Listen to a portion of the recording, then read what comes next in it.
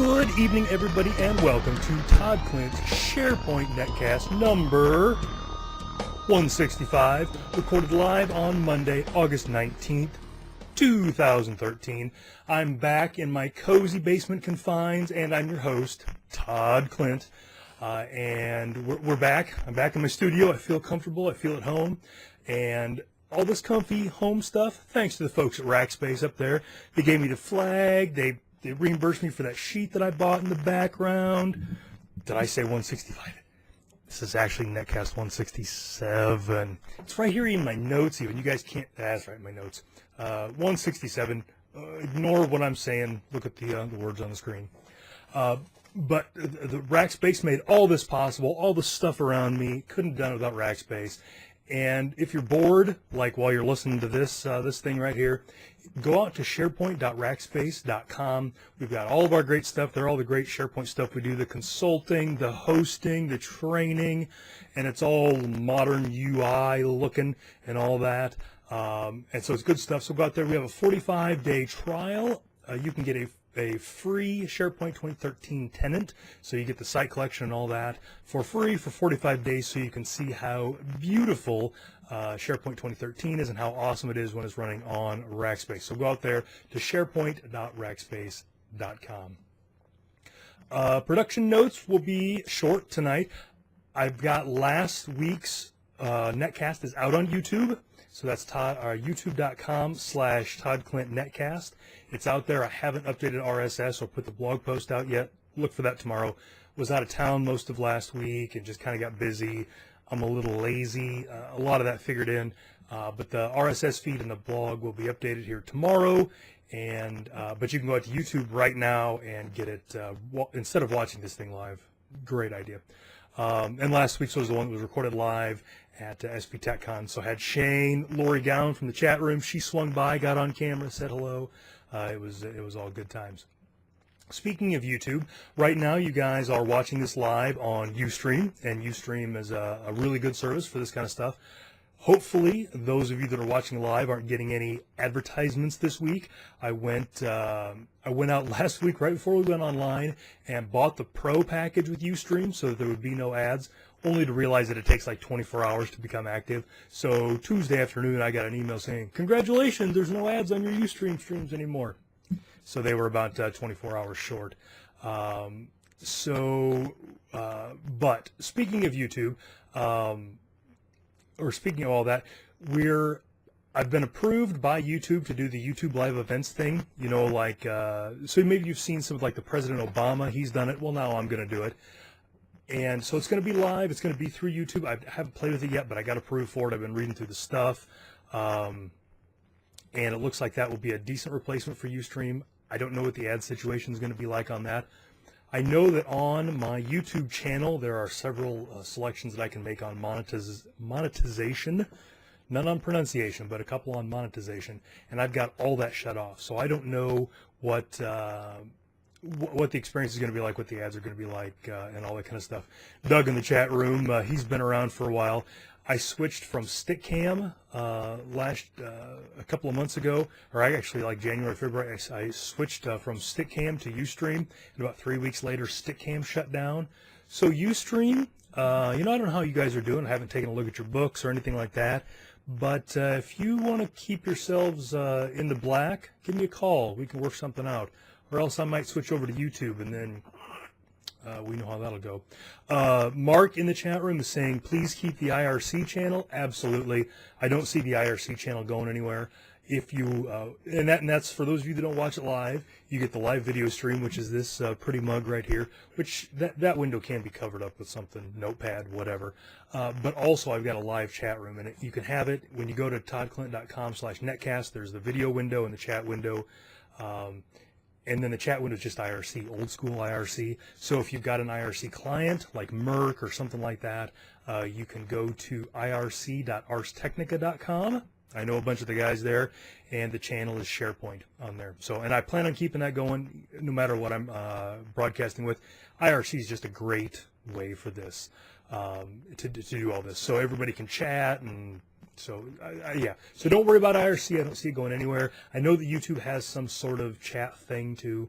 Not interested in switching to that right now. But stay tuned. In the next month or so, probably going to be some changes around how I go live. But the recording should all be the same, so don't worry about that. Okay, on to the topics. Got a bunch of topics tonight. I hope you guys all used the restroom before you got on live, or if you've ever listened to the Netcast, recorded. Make sure that you're you got plenty of water, maybe a snack or something, because tonight's might be a long one. I got a lot of things to talk about. The first topic that I want to talk about is just kind of a couple of random things before we really get into the meat of the Netcast.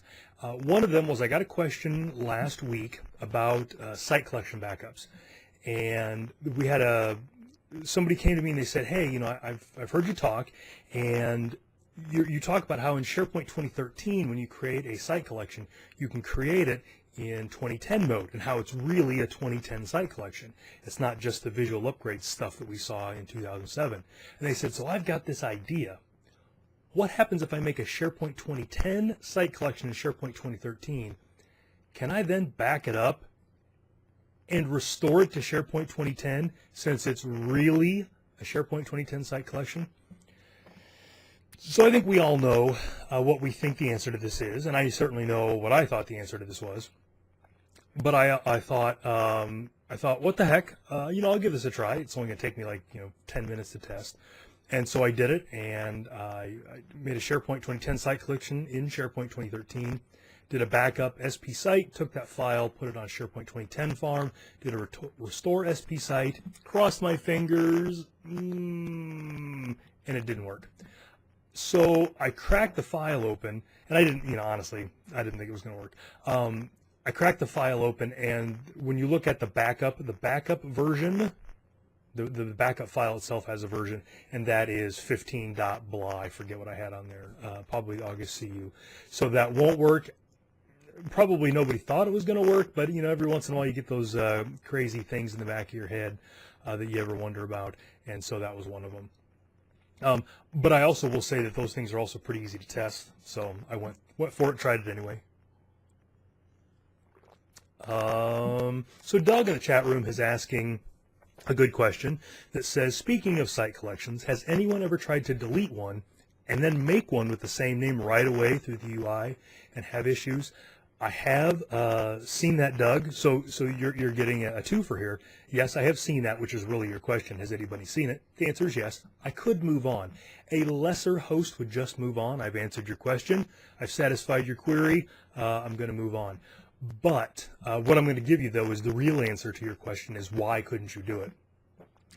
Way back in the old days, when I had to walk uphill to go to work to do SharePoint, and had to cook my own meals and all that kind of stuff. It was dark, terrible times. In the SharePoint 2003 days, if you had a SharePoint 2003 site collection that had a lot of items in it, like a lot of list items, a lot of documents, that kind of stuff, when you deleted it, so at that time, oh man, to tell you how bad these days are, we had to use STS-ADM to delete site collections. When you deleted it with STS-ADM-O delete site, you could actually bring SharePoint down. You could crash SharePoint by deleting a site collection. You could also crash SharePoint by backing up a site collection. Any number of things would crash SharePoint back in those days. But the reason that would happen was because SharePoint would go out and just delete all those rows. SQL would look at this command and say, I have to delete 100,000 rows. I better lock this table so that it doesn't change while I'm doing it. Table gets locked, database gets locked, SharePoint gets sad. So starting in SharePoint 2010 and carrying over to SharePoint 2013, Microsoft introduced this idea of a gradual delete. So what happens now when you delete a site collection, SharePoint goes into the config database and pulls the site collection out. But it doesn't delete all the stuff in the background that is the site collection. It uses a timer job, and once a minute it goes out and it deletes 1,000 things out of that site collection. And so until all that is done and all that's gone through, and I don't know how it works now that we've got the recycle bin for site collections. I don't know if you'll get a collision there, but likely the thing that you're seeing is the whole gradual deletion. So if you delete one and try to create it right away, the gradual deletion stuff hasn't happened yet. But that's all to keep SQL from locking your content database and knocking SharePoint offline. So Doug, that was probably what you saw. So we talked about that. So, oh, here's another one. So we talked a while back about a patch, a Windows patch, technically a .NET patch, MS13-052, that if you installed this patch on SharePoint 2010, it was a .NET 3.5 patch, it would break SharePoint. And that was good times. Everybody loved that. So that patch has been re-released, I assume, with fewer breaks for applications. And, oh, people in the chat room say they're getting ads. Son of a jeez, biz goodness. All right, I'll look into that. So that patch, MS13-052, has been re-released, hopefully with less breakage. So now it's safe to put that on. Test it again. Make sure that that it's really not breaking SharePoint. But there we go. Oh, ads all over the place. Okay, so those were the two minor things, and hopefully everybody who's getting ads will get caught up here in a second. What I really wanted to talk about, and what we'll spend the bulk of the rest of this netcast talking about, is patches. Patches are one of those things I love to talk about. Patching SharePoint is fun, and I like it. And so we're going to spend a bunch of time talking about patches because there's just a bunch to talk about.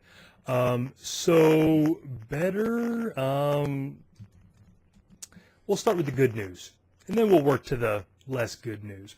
So the good news is the August cumulative updates were released last week, which is crazy because this is August, which is the 10th month. So that's divided by 10. That's an even numbered month. So we knew we were going to get cumulative updates this month. But normally they come out like the last day of the month, or like the first day or the third day of the odd month. These actually came out on the 13th. They weren't even halfway through the month yet. So that was crazy. Caught us all by surprise. I was out at SP TechCon just hanging back. 8th month. So some people in the chat room are trying to convince me that August is the 8th month. Don't listen to them. They don't know what they're talking about. I'm good with numbers. 8th month, 10th month. I've heard it both ways. So the patches are out, which is crazy. That was last Tuesday they came out. And so we'll start with the good ones. First, SharePoint 2013 is out now. The August CU puts our SharePoint farms at, drumroll please, 15.0.4535.1000.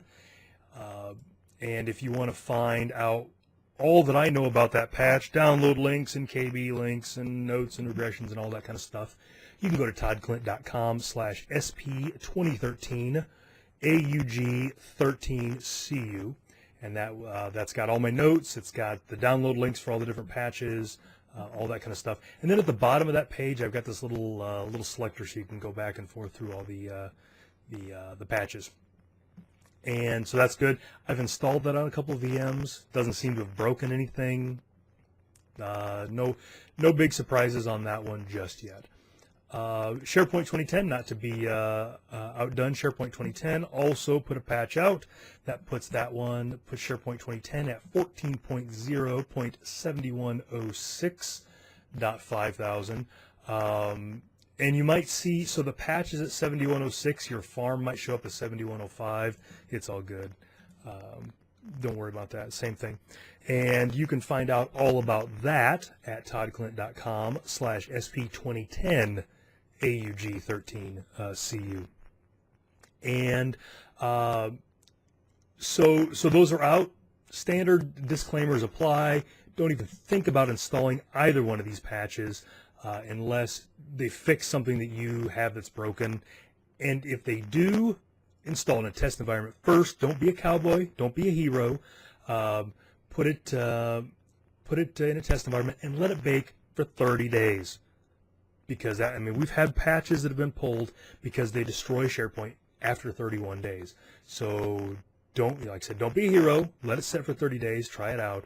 And so we'll talk about that. In the chat room, Doug is talking about patches. He says he's still at RTM for SharePoint 2013. He's tested the March public update, but he's nervous about applying it. So here's the story about the March public update, Doug. There is no chain of events where you don't install that patch. You will have to install that patch. You just have to, for a couple of reasons. I guess for one reason. The big reason is that Microsoft has said that they consider the March 2013 public update their baseline, and they've said that no future patches will install if the March 2013 public update is not installed. So you can't even do the whole, I'm going to wait for Service Pack 1, because from the way they've talked, Service Pack 1 won't install without the March public update. And I have tested April and June, and they would not install on an RTM box. I've not tested August. But true to their word, April and June, if you do not have the March 2013 public update installed, they will not install. So you have to install it. It's the baseline. Spence in the chat room is saying move to the March public update as soon as possible. Gosh, I mean, don't take my word for it. That's Spence in the chat room. And we're going to talk a little bit. Doug, I think you were here a couple of weeks ago where I talked about Russ Maxwell has a script that installs the public update. That cuts things down an awful lot. And we're going to talk a little later in this netcast about that public update. But yeah, to everybody out there, the public update is not a cumulative update, so all of my never install cumulative update warnings don't apply to the public update. You should be running that one out. Treat that one like a service pack. It's kind of a big deal. Get that one out there. So back to the August 2013 cumulative update for SharePoint 2010. We're going to talk a little bit more about this later, but the August CU may not install, so it is a later patch number than Service Pack 2. So you would think, hey, this is going to work, but it may not install on SharePoint 2010 if Service Pack 1 was not installed. Need to do some more research on that. Need to test some things, but it looks like Service Pack 2 alone is not enough. And like I said, I'm going to talk about this later. But this is one of those things, for goodness sakes, test these patches, and if you're testing it in a test environment, know which patches have been installed, because it looks like your series of events is going to be, install RTM, install Service Pack 1, install Service Pack 2, and then install the August 2013 cumulative update. I haven't tested all the scenarios yet, so I can't say for sure, but that's what it's looking like. So, and like I said, we're going to talk a little bit more about that later. All right, so that's the August 2013 patches. Another bit of news that came out last week is that SharePoint 2010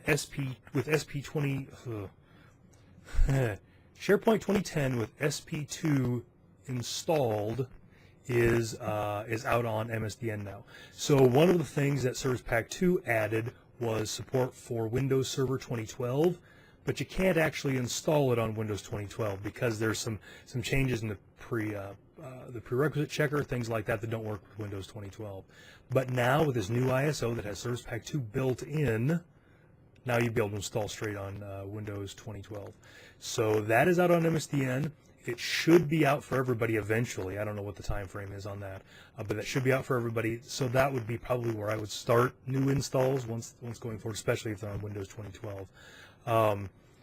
And I've got a couple of blog posts on slipstreaming. This is different than slipstreaming, and it is better than slipstreaming. So slipstreaming does the regular install, and then at the end looks in a folder and installs whatever's there. This ISO actually has everything baked in and just does it. So if you want to install SharePoint 2010 on Windows 2012, you need this. Like I said, it's on MSDN now. I've installed it, or I've downloaded it. I can't remember if I've installed it or not. But that is out there as well. So now I've been talking a bunch about SharePoint 2010 SP2. Been getting a lot of questions about it and seeing a lot of tweets about it. And so it's got a lot of traction.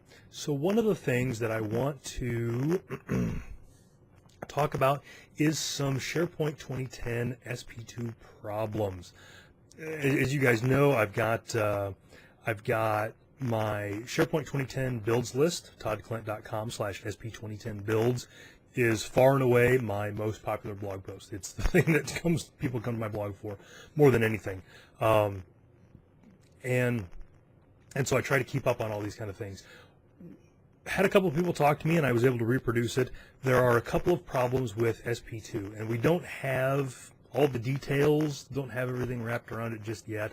But I wanted to get the information out there so you didn't end up by killing yourself trying to figure out what's been going on.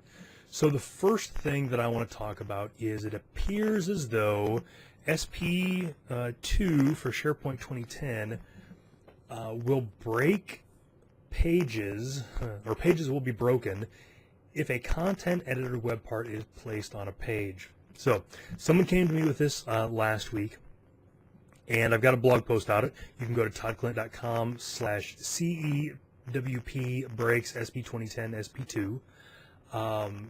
And that breaks down how I reproduced it. But essentially, if I've got a team site and I go in and I fiddle with the master page. So in my case, I just reproduced on my blog. I took the ribbon away for anonymous users because Android devices couldn't handle it. If I do that, everything's fine, and I can add web parts to the page, and everybody's happy. But as soon as I add a content editor web part to a page, then I lose the ability to add anything else to that page. So, and I tested it on a team site, which is the wiki homepage thing. And when I go to the insert tab on the ribbon, everything's grayed out, and it stays grayed out, and it never ever is not grayed out. The page renders fine, the content editor web part renders fine, everything's happy. I just can't add more web parts. If I go in and delete that content editor web part, then the button comes back. So that was it. Now, so somebody came to me with it. I was able to reproduce it pretty quickly, put out the blog post. They were using a publishing site, but same thing, same issues. I sent it out to our design guys, and they were able to reproduce it in varying degrees of things. So it looks like it's not exactly taking the ribbon away that's breaking it. There's other things that can do it, and it's not exactly the content editor web part that's breaking it. There's like a picture preview web part and a couple others that seem to break it as well. One of the next things that we looked at, and Trevor in the chat room's chatting about this, we now know that SP2 is two patches old. So we tried it in an August 2013 environment. It was still broken, sort of, but not exactly. So we don't exactly know what's going on. But if you're looking at SP2, pay attention to this.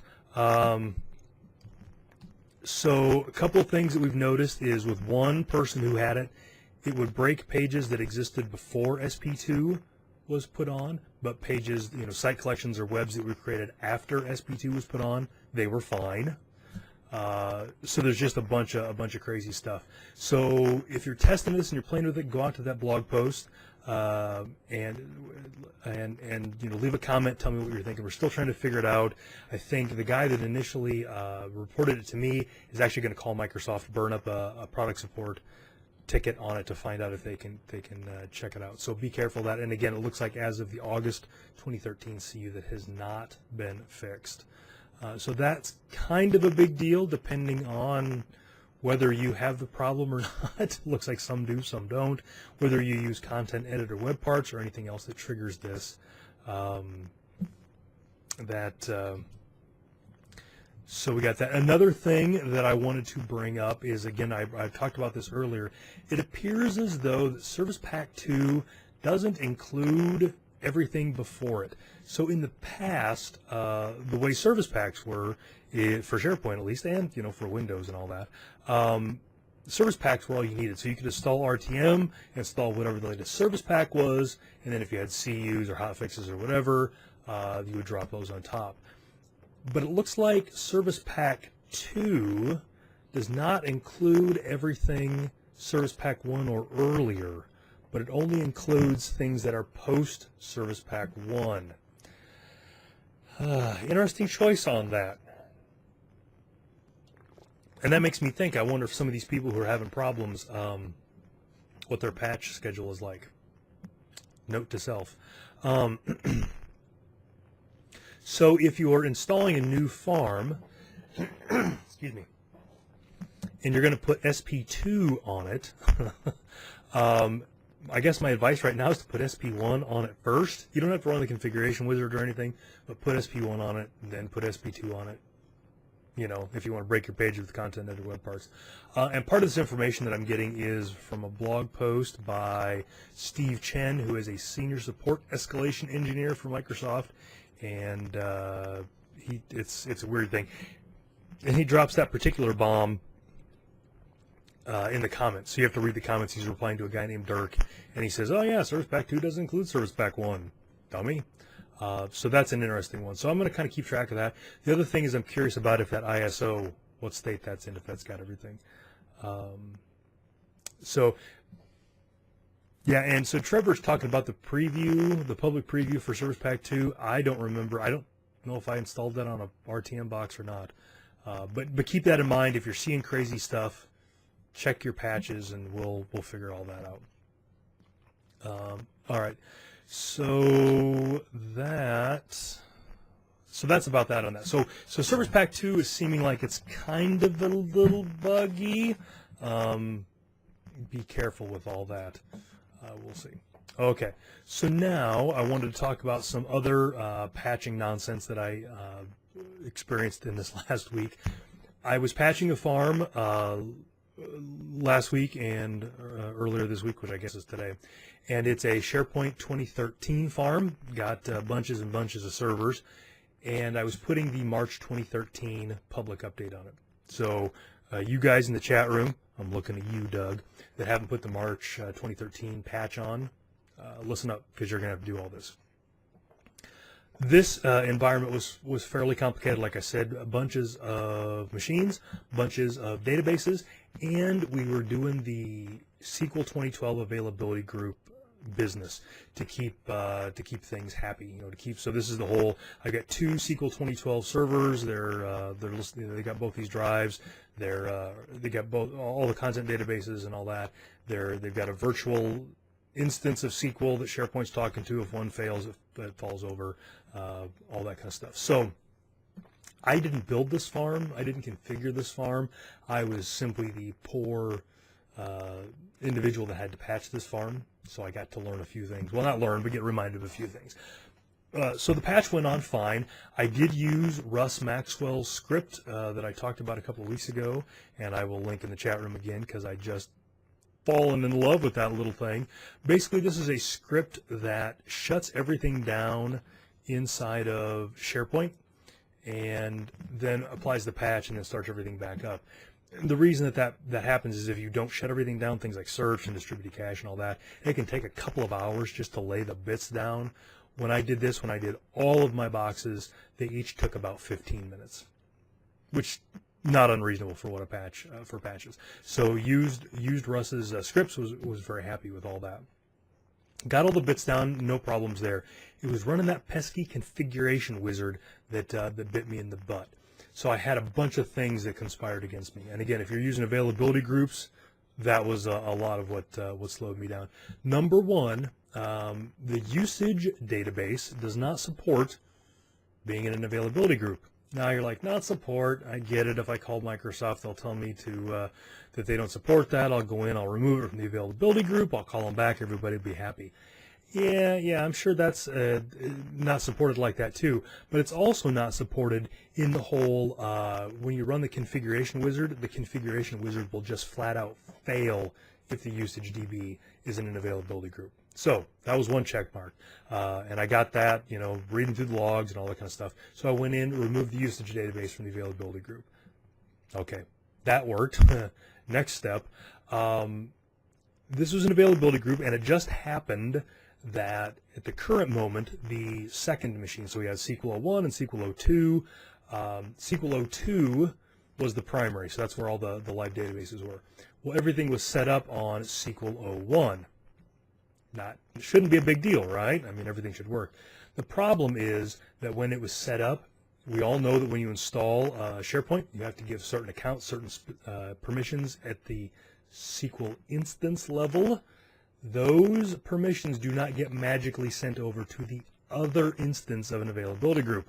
Seems like a reasonable thing to expect, but it's not what happens. So I was trying to run the configuration wizard. Timer jobs were trying, I was running the installation wizard as the SP install account. Timer jobs were running as the farm account, and neither one of them had permissions to do the things that they needed to do for the configuration wizard.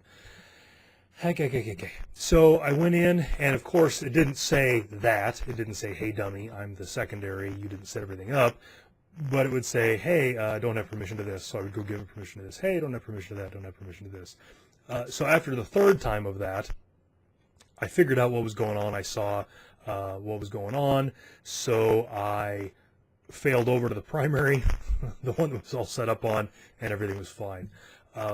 Database permissions are fine because database permissions are in the database, but the instance permissions are not. So things like, before we install SharePoint, we have to make sure that the install account has a security admin role and DB creator.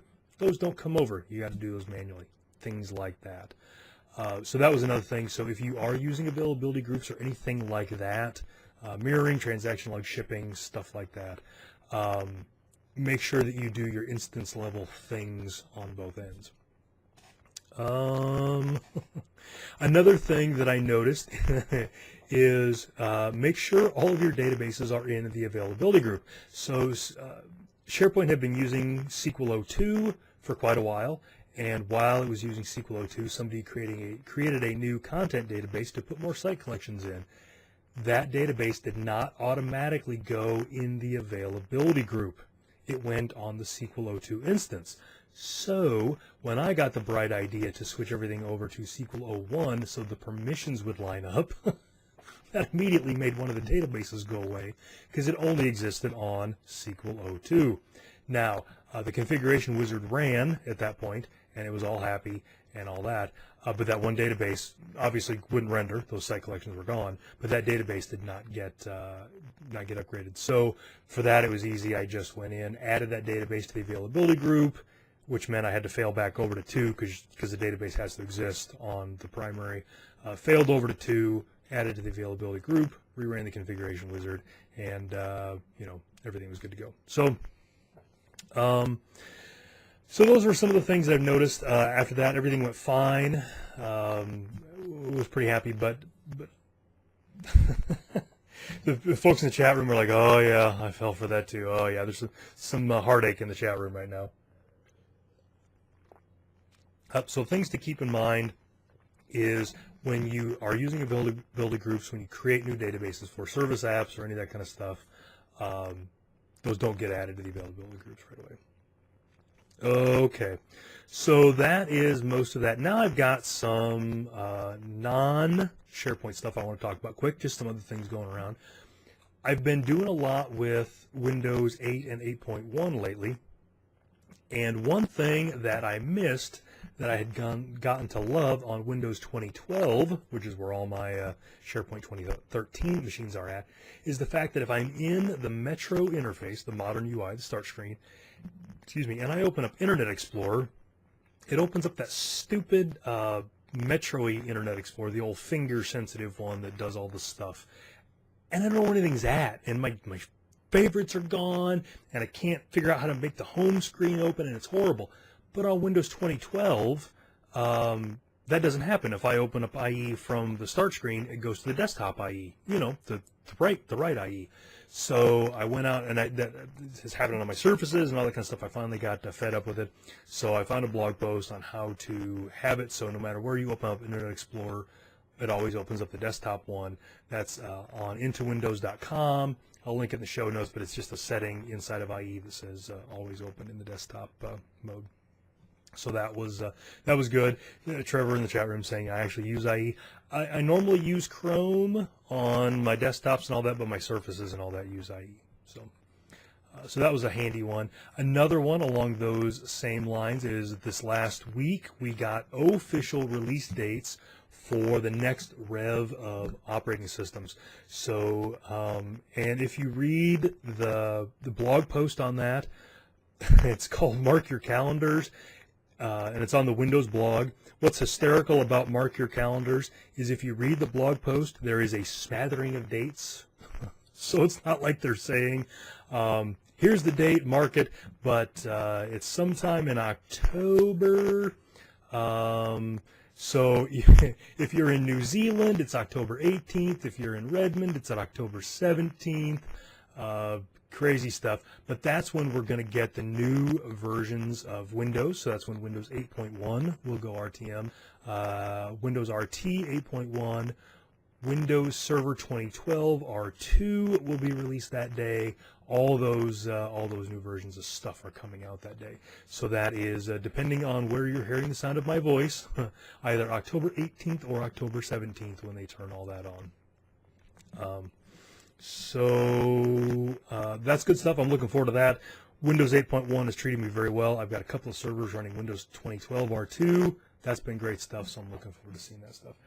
The last thing that I wanted to talk about is even less tangentially related to any of this stuff. But if you follow any tech blogs or anything like that, you'll notice that a couple of weeks ago, actually at the end of July, Google released the thing, and the lights in here are terrible, released a thing called the Chromecast. And the Chromecast is just a little, it's pretty close. Well, let's just look at it. A little this sized thing. It's about the size of a big USB drive. It's got an HDMI adapter and just plugs into your TV or monitor or whatever. And what the Chromecast is for is it lets you cast things from another device to your TV. So you hook it up, you get everything configured, and then if you've got YouTube on your phone or your tablet or whatever, there's going to be another little button in there. You hit that button, and poof, YouTube just shows up on your TV with Chromecast or Netflix or whatever. And if you're using Chrome, you can even throw tabs onto the TV. So if you're looking at a web page that's got this hysterical. So I stumbled across a website today, catoverflow.com. Which, as you can imagine, is just more funny gifs of the crazy things that cats do. But if I'm sitting there on my laptop giggling like a little girl, my wife's like, "What is so funny?" I can shoot catoverflow.com onto the TV, and we can both giggle like schoolgirls together. So it's pretty great. This little thing here, $35. Now they're back ordered right now, but you can get them at Google/Play, I think. I got mine at Amazon, and pretty slick stuff. Now, right now, the SDK is closed, so there's only a few things you can use with it. Netflix, YouTube, Chrome, and that might be it. But there are a bunch of other applications that are done, but just Google's not letting people release them yet. So when that comes out, you'll be able to do other stuff. Now, you're probably asking yourself, I don't care about this. I only care about fun SharePoint stuff and listening to the sound of Todd's voice. Since I'm on YouTube now, you can fire up youtube.com/Todd Klindt Netcast on your phone or some inferior Netcast viewing device. Get you one of these little Chromecast dealies, hook it up to your TV, hit the Chromecast button, poof, my face, 60 inches in your house. It'll get rid of all the rodents in your house, scare any children that you can't get to leave, things like that. Mark is asking in the chat room, can you watch live streams from YouTube? I haven't tried. I assume so. All it does is it just adds a little button at the bottom. So, at the bottom of your YouTube videos, you've got the button to like go full screen and all that. It just adds another little button down there that's got a little picture of a square, and then looks like the RSS or Wi-Fi thing, the little quarter concentric circles, and then just poof pops over there. So pretty cool. I've only had it for a few days, but it's pretty great for this, and I think it's got a great future for it. So sorry to derail all this, but it was kind of a fun little gadget, and I wanted to bring it up. All right, for the last couple of minutes here, we will talk about what I have going on. Now, of course, the big thing that everybody should be talking about, asking for, the holidays are coming up, things like that, and the big present that everybody should be asking for is my book, SharePoint, Professional SharePoint 2013 Administration. You can get it wherever fine books are sold. If you would like a signed autographed copy from me, and I'll even draw the flaming chicken on it if you want. If you want a signed copy of that, go to toddklindt.com/pro SP2013 admin. All the directions are there. Essentially what it comes down to is you're going to PayPal me $50. When I get your address and all that, I'll scribble some stuff. I'll drop it in the mail, and then you'll get it. Spence asked for a copy for his birthday. Good luck with that. So I can ship them to you if you live in the U.S. I can ship them to you for a couple of bucks more if you live in Canada. If you're in Canada and you want one, let me know. If you're outside of the U.S. or Canada, I can ship them to you. It ain't worth your money. Trust me. You might really think you want a copy of this book and me signing it, but if you don't live in the U.S., it's going to cost you way more than you want to pay for it. I've tried. I've had people from a bunch of different countries, and I can't ship them anywhere. They're just too heavy and they're too big. But if you're in the U.S., I'd love to ship you one. I've got a few left over. I bought a couple boxes to do that with. I've got a few left over. So if you want one, let me know. See, the other thing, I'm not sure what that means, Spence. Another thing, and this is not new, but I copy my notes from every week, so it just ends up in there. But this is still good. If you missed out on my PowerShell webinar a couple of weeks ago, and you're like, oh, I've been hearing my friends talk about it, it's all over the Twitterverse, the tweets are twitting about it, or however the hell that goes. I forget how to conjugate all that. You can still sign up for it, and you can still watch it, and you can still download everything. So I'll put the notes to that. It's on GoToMeeting. You just register for it, and then the recording's there, and you just watch it. So it's pretty cool. You can do that. I'm doing some SharePoint 2010 online training. And if you can go to sharepoint.rackspace.com, and there's a training link up there. They can talk about that. So this is SharePoint 2013 training, and it's online. So it's like 3.5 hours a day. I'm going to be at my desk in my pajamas and my gorilla slippers, and you can be wherever you want to be and wearing whatever you want. And we're just going to chat about SharePoint 2013. It's a subset of the in-class topics, so it's not everything. But you'll also have servers online that you can do all the labs with. We'll have people helping you with that. It'll be good stuff. Jim in the chat room is asking, is that the same presentation that I did in Boston, or else he really tried to type that, but it just wasn't working for him? No, Jim, it's not the same PowerShell presentation that I did in Boston. This is, the Boston one was a lot of beginning stuff, and then we took some questions from the audience and that kind of stuff. The webinar that I did is a little more advanced. I get in and do some object model stuff and break things and all that. So they're two separate things. But the online training, that is September 9th through the 13th. And again, find out about that at sharepoint.rackspace.com. And then the next week, I'm doing in-person SharePoint 2010 training in Des Moines, Iowa. So if you want to come to Des Moines, and really who doesn't, come to Des Moines, learn about SharePoint 2010, hang out with me, hang out at the Microsoft office in Des Moines. You can sign up for that also at sharepoint.rackspace.com. And so we had a couple minutes earlier in the chat room when we were talking about this patching. A couple of people were saying, who really has SharePoint 2010 anymore? A lot of people. Really a lot of people are still on SharePoint 2010. Still installing SharePoint 2010. No real plans to go to 2013 yet. Microsoft has made their strategy for SharePoint nebulous at best, so people are starting to try to figure out what they're going to do with that. So a lot of SharePoint 2010 out there still. Lots and lots. All right, everybody, that's a wrap. Went a little over tonight, but I warned you. You were warned ahead of time. So thanks to everybody. I will get last week's Netcast out soon, and then this one out hopefully in the next couple of days. As always, if you've got any questions, you can hit me up on Twitter at Todd Klindt. You can email me at todd.klindt@rackspace.com and send me your questions. I got a couple this week I'm going to reply to. But that's all good stuff. That's where I get some of my information, the topics and that kind of stuff. So I keep those coming in. I appreciate them. Thanks to everybody in the chat room. You guys were not well-behaved, but not too unruly. You kind of struck that good balance. I appreciate that, even the developers in the chat room.